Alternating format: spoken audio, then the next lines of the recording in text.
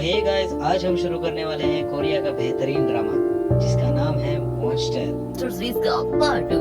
तो पार्ट 2 की शुरुआत में दिखाते हैं कि जब ली पानी में कूद गया था ना, तो जेजे ने समझा कि वो मर गया। फिर जेजे आराम से अपनी गर्लफ्रेंड की भी, यानी जिसके साथ जेजे का अफेयर चल रहा है, उससे मिलने के लिए एक होटल जाता है। उनका रोमांस भी होता है, लेकिन इतने में किमी का पिता आ जाता है और जेजे से कहता है कि मेरे मुकाबले में तुम्हारी औकात ही क्या है जो तुम मेरी बेटी को होटल रूम में लेकर आ गए हो। किमी डर कर बाहर चले जाती है। तो वो पूछता है कि कितने दिन से चल रहा है ये सब कुछ। जेजे कहता है कि मैं किमी से प्यार करता हूँ। और दोस्तों, किमी का पिता जिसका नाम है नेल, वो पूछता है कि तुम्हारी पत्नी के मरे में कितने दिन हुए हैं। वो कहता है 1 महीना। अच्छा, 1 महीना। और मेरी बेटी के साथ तुम्हारा अफेयर कब से चल रहा है? जेजे कहता है दोस्तों 3 साल से। ये सुनकर नेल को बहुत गुस्सा आता है और वो जेजे पर लाठी चार्ज शुरू कर देता है। तब जेजे पास ही पलट देता है दोस्तों और कहता है वैसे मेरी वाइफ को आपकी बेटी ने मार डाला था। अगर ये बात किसी को पता चली तो उम्र भर आपकी बेटी जेल में सड़ेगी, याद रखना इस बात को। ये सुनकर नेल पूरी तरह चौंक जाता है। तब दोस्तों जेजे उससे पट्टी बढ़ाता है कि आप देश के प्रेसिडेंट के सेक्रेटरी हैं, लेकिन मैं जानता हूँ आप अगले प्रेसिडेंट बनना चाहते हैं। अगर सच का खुलासा हुआ तो न सिर्फ आपकी बदनामी होगी, बल्कि प्रेसिडेंट बनने का आपका सपना भी चूर चूर हो जाएगा। इसलिए मेरा साथ दीजिए, मैं आपको अगला प्रेसिडेंट बनने में पूरी मदद करूंगा। इस तरह दोस्तों वो नेल को भी अपनी मुट्ठी में कर लेता है। दूसरी ओर ली को दिखाते हैं जो ब्रिज के नीचे वाले कचड़े के ढेर में आंखें खोलता है, यानी वो मरा नहीं जिंदा है। 1 साल के बाद दिखाते हैं कि वो एक भिखारी की तरह दर दर भटक रहा है। मेट्रो स्टेशन के कोने में एक छोटी जगह होती है, वहाँ पर ली जैसे तैसे गुजारा कर रहा होता है। बहुत बुरी हालत होती है उसकी, मतलब वो देख तो नहीं सकता था, लेकिन बेचारा दिन रात सिर्फ अपने अंकल जेजे से बदला लेने की सोच रहा होता है। दोस्तों लगभग वो पागल ही हो चुका था। एक दिन की बात है, वो मेट्रो स्टेशन में एक लड़की से टकरा जाता है और ये कोई और नहीं है, ली की मौसी मोना की असिस्टेंट है जिसका नाम है बैनी।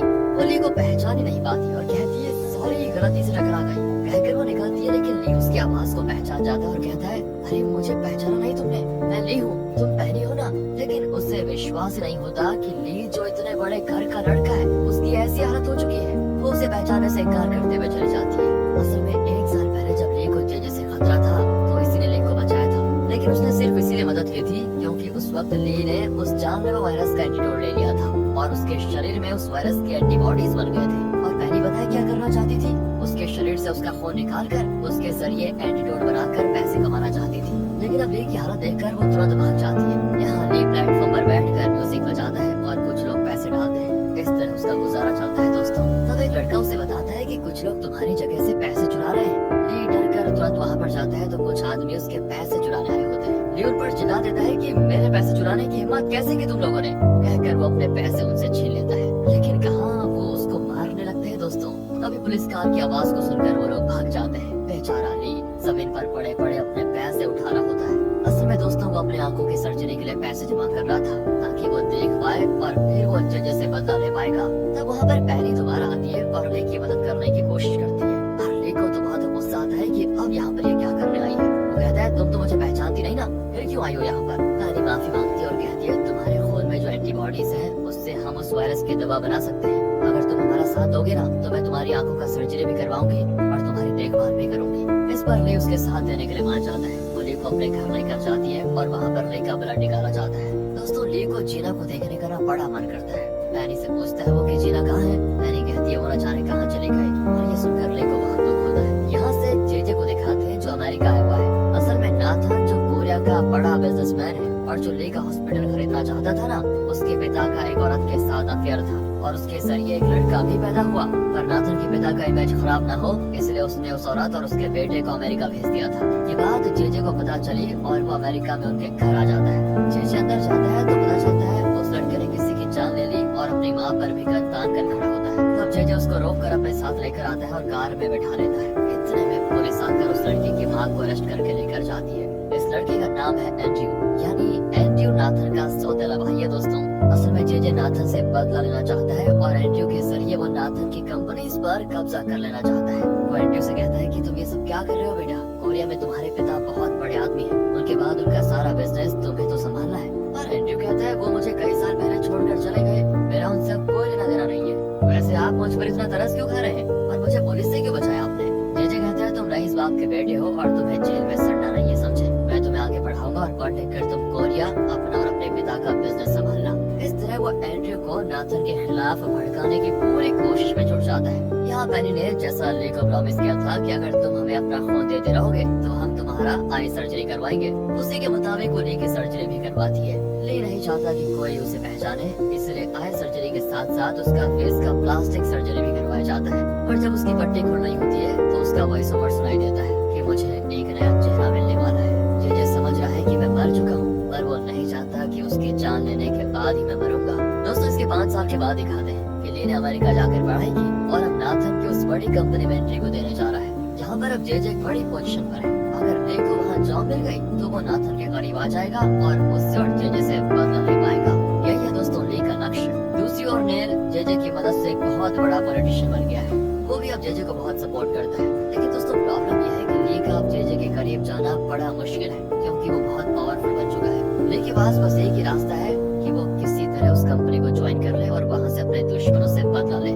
एनी अक्सर यहाँ ली से बात करती है और उसे नाथन और जेजे के बारे में अपडेट्स देती रहती है। ली फिर पूछता है कि जीना का कुछ पता चला क्या, पर मैंने जीना के बारे में कुछ नहीं जान पाई थी। यहाँ से अब जीना को दिखाते हैं दोस्तों, जो एक मेमोरियल पे खड़ी होती है। असल में जीना को बचाने की कोशिश में उसके पिता की मृत्यु हो गई थी और दोस्तों अब वो अपने मन में कहती है कि पापा, आज मेरा एक बड़ी कंपनी में इंटरव्यू है, अगर नौकरी मिल गई ना तो मैं भाई की अच्छे से देखभाल करूंगी। मतलब दोस्तों, ये भी उसी कंपनी में इंटरव्यू के लिए जा रही है जहाँ ली जाने वाला है। अब हमें एंड्रयू को दिखाते हैं जो अमेरिका में अपनी पढ़ाई पूरी करके कोरिया आ गया है और उसने ये बात जेजे को नहीं बताई थी। वो रहने के लिए जगह ढूंढ रहा होता है और तभी एक मकान को देखता है। दरवाजा खुला होता है तो वो अंदर चला जाता है और वहाँ पर कोई नहीं होता। फिर दोस्तों बाथरूम खोलता है तो जीना अंदर बैठी होती है और वो उसको डांट देती है कि क्या कर रहे हो, बाहर जाओ। कहकर वो उसको खूब डांटती है तो एंड्रयू भी जल्दी बाहर चला जाता है। अब जीना बाहर आकर उससे कहती है कि तुम्हारी हिम्मत कैसे भी अंदर घुसने की है। एंड्रयू कहता है पर दरवाजा तो खुला था। तभी जीना बाहर बोर्ड को दिखाकर कहती है कि पढ़ना नहीं आता कि तुमको, देखा है कि लॉक खराब है। वो कहता है सॉरी, गलती हो गई, वैसे क्या आप यहाँ के मकान मालिक? जीना हाँ में जवाब देने वाली होती है कि तभी किसी की कमरे से आवाज आती है कि यहाँ बाथरूम में पानी नहीं आ रहा, जल्दी आके चेक करो। और तब जाकर एंड्रयू को पता चलता है कि जीना यहाँ पर काम करती है। वो जीना से पूछता है कि क्या यहाँ पर कोई कमरा खाली है। जीना भी उसको एक खाली कमरा दिखाती है और एंड्रयू वहीं पर रुक जाता है। अगले दिन वो भी उसी बड़ी कंपनी में जाता है जिसका चेयरमैन उसके पिता है और सीईओ है उसका सौतेला भाई नाथन। और सिक्योरिटी उसको अंदर अलाउ करती नहीं। एंड्रयू कहता है कि मैं बहुत इम्पोर्टेंट आदमी हूँ, शायद आप नहीं जानते मुझे। इतने में अनाउंस होता है कि चेयरमैन आ रहे हैं और दोस्तों इस पर सारे सिक्योरिटी गार्ड्स वहाँ चले जाते हैं। अब चेयरमैन जो एंड्रयू का भी पिता है वो आ जाता है। उसके पीछे जेजे भी होता है। वो एंड्रयू को देखकर थोड़ा घबरा जाता है कि ये तो अमेरिका में था, यहाँ पर कैसे आ गया। चेयरमैन के जाने के बाद वो एंड्रयू से मिलता है और उसे खूब डांटता है कि तुम मुझे बिना बताए यहाँ पर कैसे अटक गए। एंड्रयू दोस्तों हंसकर कहता है कि अरे आपने ही तो कहा था कि पढ़ाई खत्म करके कोरिया आ जाना, तो मैं आ गया। जेजे कहता है कि ध्यान से सुनो, अगर किसी को पता चल गया ना कि तुम चेयरमैन के नाजायज बेटे हो तो सारा प्लान चौपट हो जाएगा। एंड्रयू कहता है कि मैं क्या करता बताओ, माँ भी चल बसी, मेरा अमेरिका में कोई नहीं था इसलिए यहाँ पर आ गया। जेजे कहता है कि ठीक है अब आ ही गए हो तो कल इस कंपनी में शैडो एजेंट की पोजीशन के लिए एग्जाम होगा, तुम भी आ जाना। अगर जॉब मिल गई तो तुम चेयरमैन यानी अपने पिता के करीब आ पाओगे। कहकर वो एग्जाम क्वेश्चंस के आंसर भी उसे पकड़ा देता है। अगले दिन कैंडिडेट्स एग्जाम देने आते हैं। मैनी ली को भी वहाँ पर लेकर आती है। वो दरवाजा खोलकर बाहर निकलता है तो एक लड़की से टकरा जाता है और उस लड़की के बुक्स गिर जाते हैं। वो उसको खूब डांटती है कि इडियट दिखाई नहीं देता क्या। लेकिन उसकी आवाज को सुनकर वो चौंक जाता है क्योंकि ये जीना की आवाज है। असल में उसने बिल्कुल ठीक पहचाना था, लेकिन पहले तो वो देख नहीं पाता था और उसने कभी जीना को देखा ही नहीं था। वो जीना को बहुत देर देखते रह जाता है। जीना पूछती है कि आंखें फाड़ कर क्या देख रहे हो, अंधे हो क्या।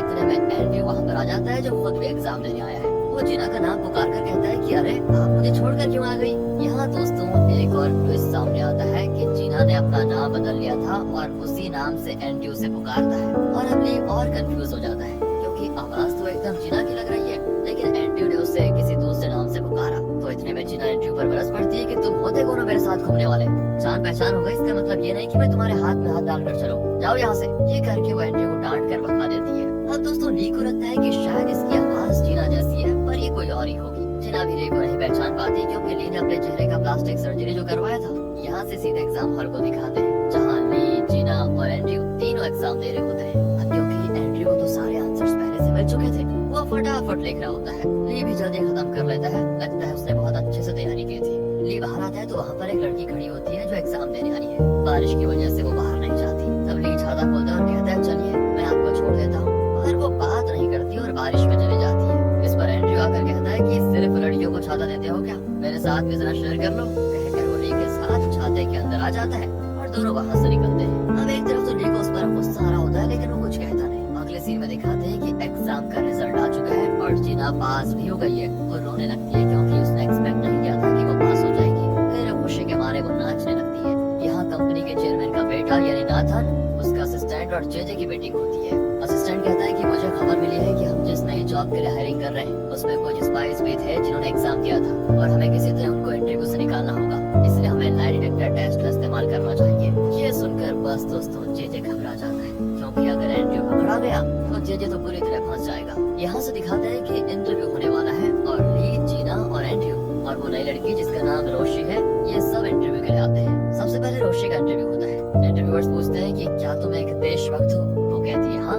लाई डिटेक्टर में दिखाता है कि वो सच बोल रही है। अगला सवाल होता है कि तुम इस कंपनी को ज्वाइन क्यों करना चाहती हो? रोशी कहती है ये कंपनी हमारे देश की उन्नति के लिए बहुत जरूरी है और इस कंपनी को ज्वाइन करके मैं इसे और आगे बढ़ाना चाहती हूँ क्योंकि मैं चाहती हूँ कि इस देश की उन्नति में मेरा अहम योगदान रहे। लाई डिटेक्टर भी दोस्तों यही दिखाता है कि ये सच बोल रही है और इस आधार पर वो रोशी को सिलेक्ट कर लेते हैं। नेक्स्ट जीना की बारी आती है। वो थोड़ा डर रही होती है क्योंकि उसने अपना नाम चेंज कर लिया था, लेकिन वो पूछते हैं कि तुम्हारा इस कंपनी को ज्वाइन करने के पीछे क्या मकसद है? जीना सच बता देती है कि मुझे पैसों की सख्त जरूरत है, इसीलिए मैं इस नौकरी के लिए आई हूँ। लाई डिटेक्टर में भी ये क्लियर हो जाता है। जेजे पूछता है कि तुम्हारा चेहरा मुझे देखा देखा सा लग रहा है, यहाँ पहले भी मिल चुके हैं क्या? अब अगर दोस्तों जीना ना कहेगी तो लाई डिटेक्टर पकड़ लेगा, तो वो कहती है कि हाँ मैं आपसे कई बार मिली हूँ, आप एक लॉयर है ना, मैं कोर्ट में आपसे मिली हूँ, ये भी सही जवाब है। फिर वो पूछते हैं कि तुम्हारे पिता की मृत्यु हो गई थी ना? अब जीना अपने पापा के बारे में सोचने लगती है। असल में उस दिन जब जीना लैब में बेहोश होकर गिरी थी ना तो उसके पापा ने उसको बचाया था, लेकिन वो खुद इन्फेक्ट हो गए थे जिस वजह से कुछ ही दिनों में उनकी मौत हो गई। ये सब कुछ सोचते हुए जीना कहती है हाँ मेरे पापा चल बसे, अब मैं अपने भाई की देखभाल करती हूँ, इसलिए मुझे पैसों की सख्त जरूरत है। तो लाई डिटेक्टर दिखाता है कि ये भी सच है और वो जीना को कर लेते हैं सिलेक्ट। फिर बारी आती है दोस्तों इंटरव्यू की। उसको देखते ही जेजे की हालत खराब हो जाती है क्योंकि अगर ये यहाँ कोई उटपटांग जवाब देगा तो बस पकड़ा जाएगा। ऊपर से वो चेयरमैन का नाजायज बेटा ही नहीं, यहाँ बैठे नाथन का सौतेला भाई भी है। नाथन पूछता है तुम तो अमेरिका में पढ़े हो राइट, फिर कोरिया में नौकरी क्यों करना चाहते हो? एंड्रयू कहता है मेरी माँ यहीं से है, लेकिन मेरे पिता ने मुझे और मेरी माँ को अमेरिका भेज दिया, हमें कभी देखने तक नहीं आए। मेरी माँ जल बसी तो मैं यहाँ पर वापस आ गया हूँ। नाथन पूछता है तो क्या तुम अपने पिता से बदला लेना चाहते हो? जेजे चौंक जाता है कि अब ये क्या कहेगा, पर एंड्रयू कहता है कि हाँ मैं बदला लेना चाहता हूँ, लेकिन उन्हें ठेस पहुँचा कर नहीं, बल्कि एक बड़ी कंपनी में अच्छी नौकरी ज्वाइन करके उनको ये दिखाना चाहता हूँ कि मैं कितना काबिल हूँ। ये भी एक तरह का बदला ही है। लाई डिटेक्टर भी दोस्तों इसको क्लियर कर देता है। उन्हें एंड्रयू का जवाब काफी इम्प्रेस कर देता है और वो उसको कर लेते हैं सिलेक्ट। चलिए अब ये की बारी आती है तो वो सबसे पहले जेजे को देखकर बहुत गुस्सा होता है, लेकिन शांत बैठा होता है। नाथन उसके सर्टिफिकेट्स देखकर कहता है तुम्हारा नाम इसमें कुछ बदला सा लग रहा है, आप ली को सच बताना पड़ेगा। लेकिन वो अलग ही ढंग से सच बताता है। कहता है बचपन में एक दुर्घटना में मैं लगभग मर गया था पर मैं जिंदा बच गया। मुझे लगा कि मेरी लाइफ में जो प्रॉब्लम्स है वो मेरे नाम की वजह से, इसलिए मैंने अपना नाम चेंज कर लिया और अमेरिका जाकर वो पढ़ाई की। अब मैं अपने देश लौटा हूँ इस उम्मीद से कि एक अच्छी कंपनी में जॉब करके लाइफ में आगे बढ़ूंगा।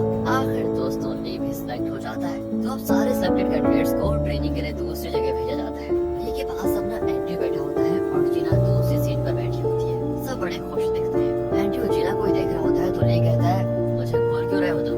एंड्रयू कहता है तुम्हें कौन घूर रहा था, ऐसी भी खूबसूरती नहीं है तुम्हें कोई। ली भी कह देता है कि तेरा चेहरा देखकर लगता नहीं कि तू अपने दिमाग के बल पर एग्जाम पास किया होगा। हाँ, एंड्रयू कहता है मेरा चेहरा ही ऐसा है, लेकिन देख लेना तुम एग्जाम में मैं फर्स्ट आऊंगा। फिर वो ट्रेनिंग वेन्यू पहुंच जाते हैं जो कि एकदम बिग बॉस का घर होता है दोस्तों। जीना पूछती है क्या लेडीज जेंट्स सब साथ रहेंगे यहाँ पर? इंचार्ज कहती है हाँ, लेकिन बाथरूम अलग अलग होंगे और ट्रेनिंग खत्म होने तक तुम लोग यहीं पर रुकोगे। 4 बजे सबकी एक मीटिंग होगी, फ्रेश होकर आ जाना। ये लोग भी तैयार होकर आ जाते हैं। अब ये है इस कंपनी का स्ट्रेटेजिक प्लानिंग डिपार्टमेंट का मैनेजर, जिसका नाम है मोजो।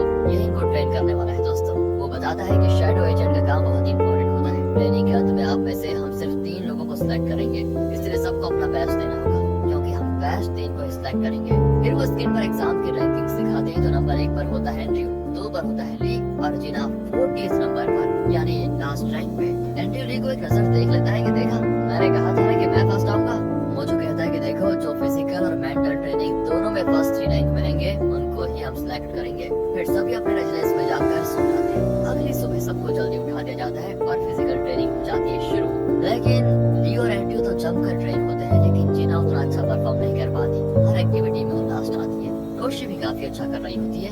दूसरी ओर जेजे फिजिकल ट्रेनिंग और परफॉर्मेंस को देख रहा होता है और ली को देखकर उसे चिढ़न होती है कि ये कौन है जो हर एक्टिविटी में फर्स्ट आ रहा है। वो कैसे भी करके अब ली को बाहर और एंड्रयू को फर्स्ट करवाना चाहता है। इसके लिए दोस्तों वो एक प्लान बनाता है। तो होता यह है कि शाम को सभी आराम कर रहे होते हैं, तो ली अपना सूटकेस खोलता है जिसमें एक नया पेन होता है, लेकिन समझ में आता नहीं कि ये किसने रखा होगा।